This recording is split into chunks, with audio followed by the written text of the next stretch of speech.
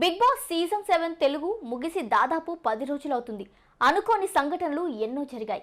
Title గెలిచిన పల్లవి ప్రశాంత్ కు ఆ ఆనందం ఒక్క రోజు కూడా నిలవలేదు. పల్లవి ప్రశాంత్ జైలుకి వెళ్లిన తర్వాత సీజన్ లో అతడితో ఉన్న హౌస్ మేట్స్ తనకు మద్దతుగా నిలబడ్డారు. ఇక ప్రశాంత్, యావర్, శివాజీ మంచి స్నేహితులుగా మారారు. స్పై టీమ్ గా మంచి క్రేజ్ తెచ్చుకున్నారు. జైలు నుంచి వచ్చిన తర్వాత ప్రశాంత్ తనకు మద్దతుగా నిలిచిన వారిని కలిశాడు. వారితో స్పెషల్ లంచ్ సైతం చేశాడు. అంతేకాదు, ఇంకా రీసెంట్గా స్పై టీమ్ అభిమానులకు శివాజీ ఓ గుడ్ న్యూస్ చెప్పారు. త్వరలోనే స్పై టీంలోని యావర్, ప్రశాంత్లతో కలిసి ఓ షార్ట్ మూవీ తీయబోతున్నట్టు తెలిపారు. స్క్రిప్ట్ వర్క్ జరుగుతుందని అన్నారు శివాజీ. సినిమా టైటిల్ కూడా స్పై అని ఫిక్స్ చేశారట.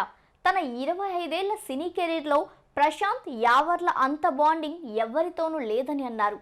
వాళ్ళిద్దరి కోసమే ఈ సినిమా తీస్తున్నట్టు పేర్కొన్నారు. అయితే అది షార్ట్ ఫిల్మ్ లా వస్తుందా, ఫుల్ సినిమానా అన్న సంగతి త్వరలోనే చెప్తానని చెప్పారు. అయితే స్పై మూవీకి ఓ డైరెక్టర్ లైన్ కూడా చెప్పారట. 2-3 నెలల్లోనే స్టోరీ సెట్స్ మీదకి వెళ్తుందని తెలిపారు.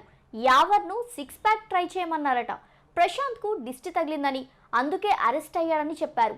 అరెస్ట్ అయినంత మాత్రాన ఇక్కడ ఎవరి లైఫ్ మారిపోదని అన్నారు. ప్రశాంత్ కు 2 ముఖాలున్నాయని విమర్శిస్తున్నారు. అయితే ఈ సమాజంలో 2 ముఖాలు లేనివాడు ఎవడు?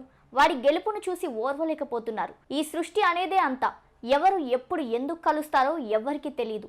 అంతా భగవంతుడి లీల అంటూ చెప్పుకొచ్చారు శివాజీ.